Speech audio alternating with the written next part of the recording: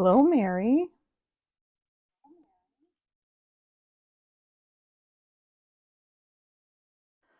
How's it going on this fine Tuesday? Barbara, Susan, hello, hello.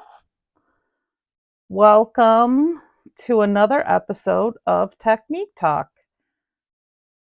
Gabrielle, hello. Robin, welcome. Hope everyone's doing well.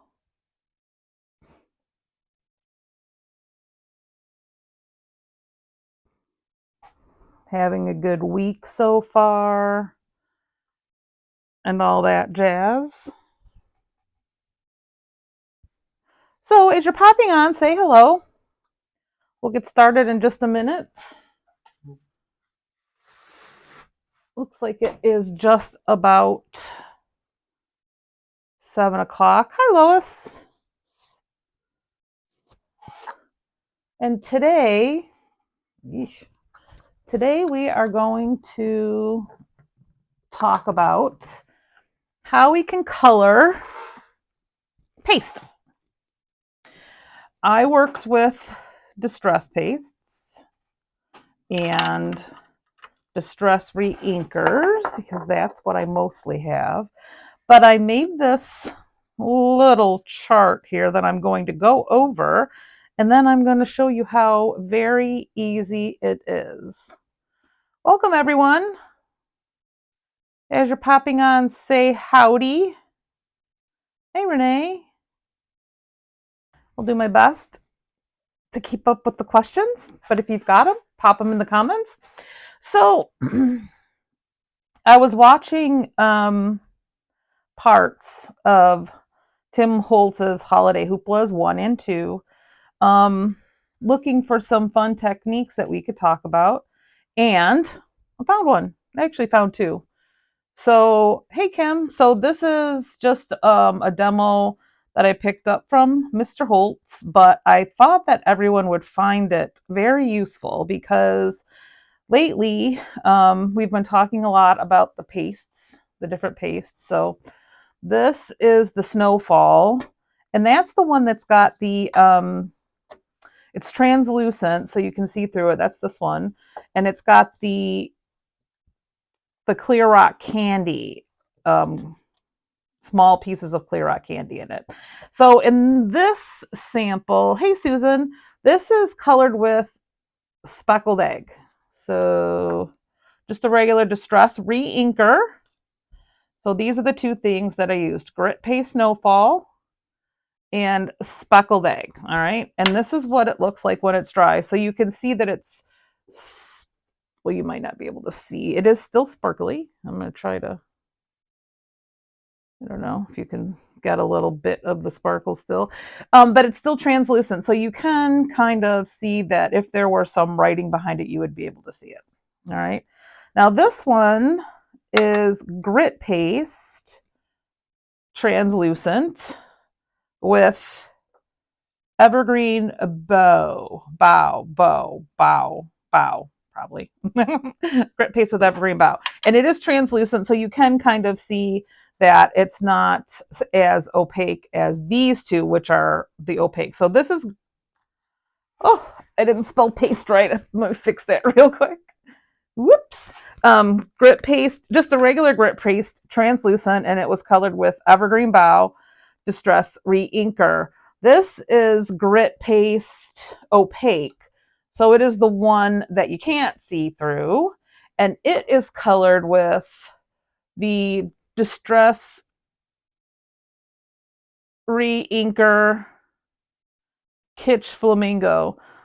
Huh, I'm not sure why, Robin. I can see on Robin saying that I'm a little bit blurry, but it's not on my computer. I'm not sure.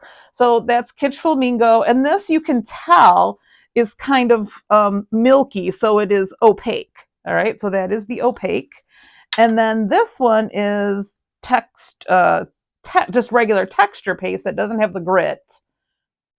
Texture paste opaque, colored with cracked pistachio. All right, so that is the cracked pistachio. You can also see on this one that it's a little bit milky. Now, those are the pastes that I have, but there is another, we'll call it a medium that I really, really love, and it's the Distress Crackle Paint Translucent. And I thought, wonder if it works with that. Yeah, I don't know if you can see the crackle. Hey, Marilyn, on that. Let's see if it will focus a little bit, maybe because it's white. You can see the crackle on that. It's hard to tell, but it is really crackly here. And here, maybe like that. Oh, there. Can you see the crackle?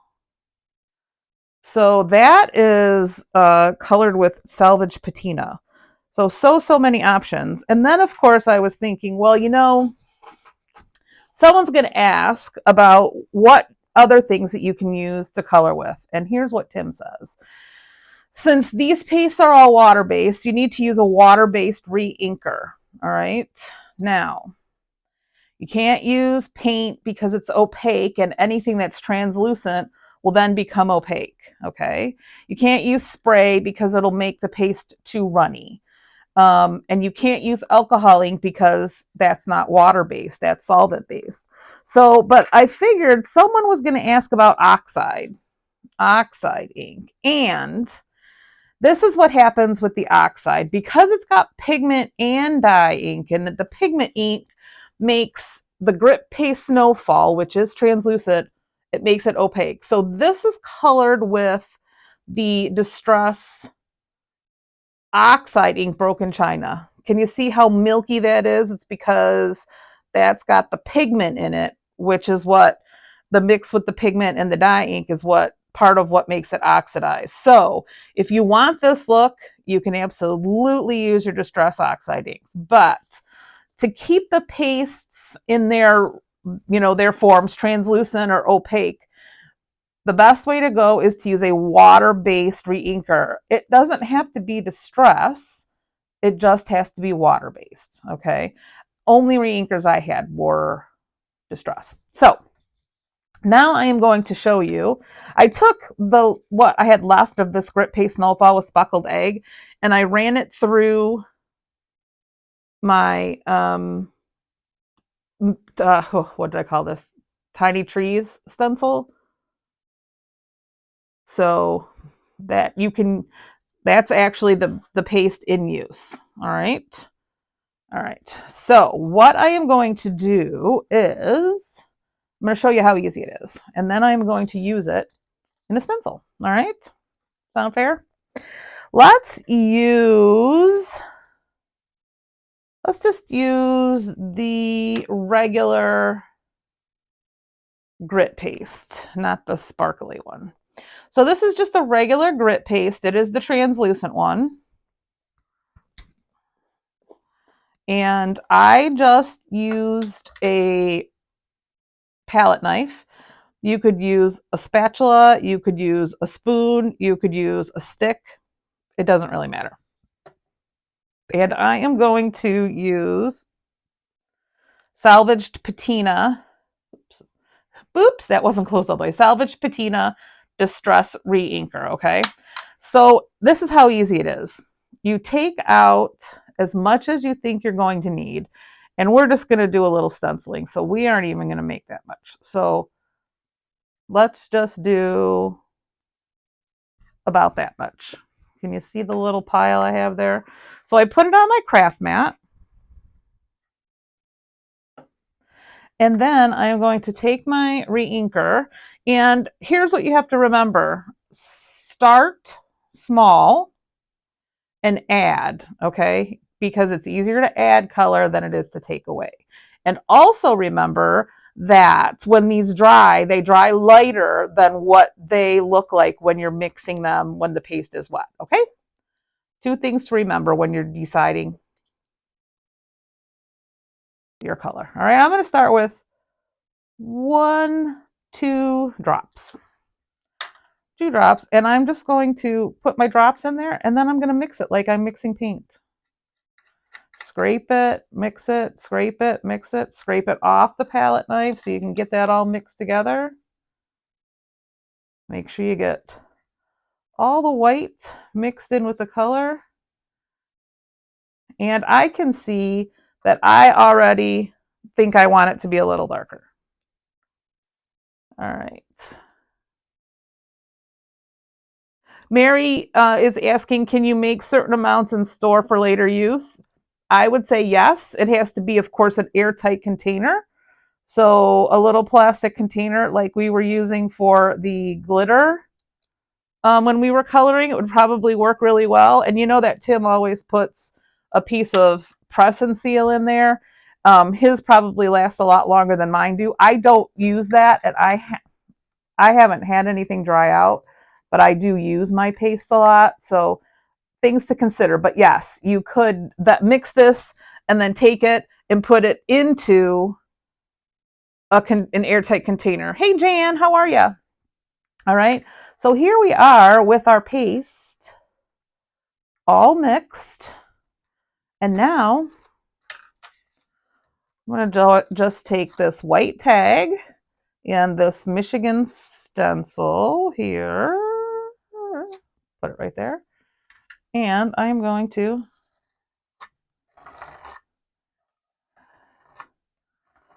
just run it through the stencil like I normally would any paste.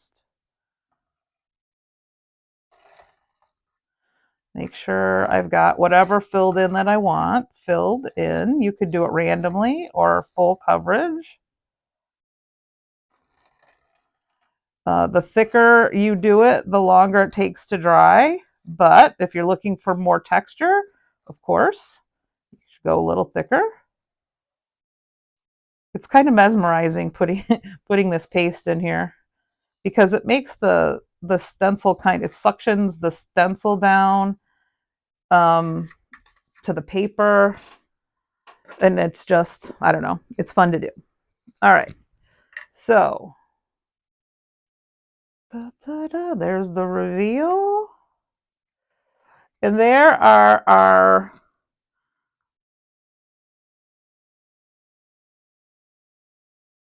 yeah, that's true. Renee's saying Tim lives in Arizona, so things probably dry a lot quicker. Very true.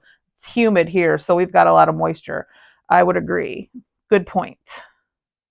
So there it is. That is the grit paste translucent, right? Let me see. Let me make sure. Yep, grit paste translucent, colored with salvaged patina. All right, and of course, when it dries, it is going to dry a little bit lighter, but it will definitely be a nice color. Now, also make sure that when you're using a stencil with paste, it's the one time I clean my stencil because paste sticks to the stencil and can kind of plug up your patterns in your stencil. So paint, ink, and all that jazz, as you can tell, I don't really care about. But I do want to get that paste off of there so my stencil still stencils the right image. Okay, so can you just think of all the things that you can do with stencils and backgrounds now that you can take your paste, and now you know how simple it is to turn it into whatever color you want. So again, here's a little chart. We talked about this in the very beginning, so if you're just joining us, you want that stencil? Well, we're out of stock right now. It's actually on the restock list, the Michigan stencil, but it will be back in the store probably next week. Okay. So again, here's the chart, and I'll take this to the store so you can see this as well. Grit paste snowfall, perfect for the holidays or any occasion if you want some sparkle. Colored with speckled egg distress ink. Grit paste translucent, which is what we just used. But this one is with evergreen bough, so a really nice Christmas color. Grit paste opaque with kitsch flamingo. If you like using pink in your Christmas making, perfect color. texture paste opaque, so it doesn't have the grit, but it is opaque, colored with cracked pistachio. And then this is my favorite. It's the Crackle. I just want to show you that Crackle. It's the translucent Crackle paint colored with salvage patina. All right, and then this is what happens when you use oxide. So I will take that to the store. Hey, LaShonda, I wondered if that was you. I will send a note to the store to have them put you on the wish list for it. How's that? Mary is asking, you wonder if you could add rock candy glitter. Probably, but if you add too much, then it's not going to be as pasty. Do you know what I mean? Like it could potentially not stick. So you don't probably want to use too much. Susan saying the holly stencil might look good with this. Yeah, you can make that holly, whatever green you want, and do those berries, whatever red you want. Absolutely. So many choices. So many choices and things that you can do now that you have an understanding of how darn easy it is to color these pastes with things that you probably already have. Remember, it doesn't have to be the Distress reinkers. It just has to be a water-based reinker because these are water-based pastes. Does that make sense? All right. Any other questions about coloring our pastes? And of course, there are other pastes. I don't even have them all. He showed the Distress Sparkle paste, which I opted not to get when it came out, and I'm kicking myself for not doing it because it's got metallic glitter in it, and when he colored it, all the different colors, it was amazing. So if you've got the sparkle paste, you can do this also, and it's unbelievable because it's really like glossy. So it's glossy and sparkly. Yeah, I'm really kicking myself for not getting that one.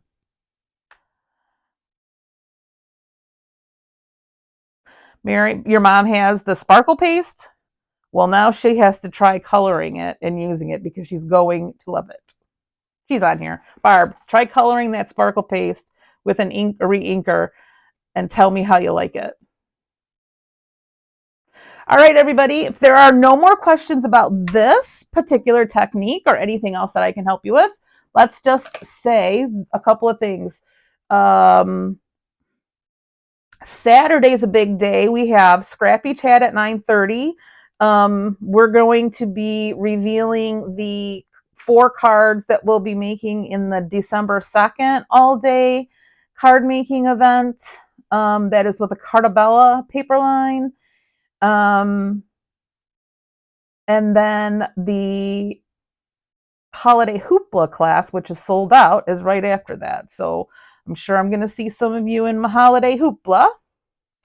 But if you're interested in the last minute Christmas card making event, we'll be showing those cards on Saturday. We'll also be showing whatever's been new in the store on Saturday. So join us for Scrappy Chat Saturday at 9:30. And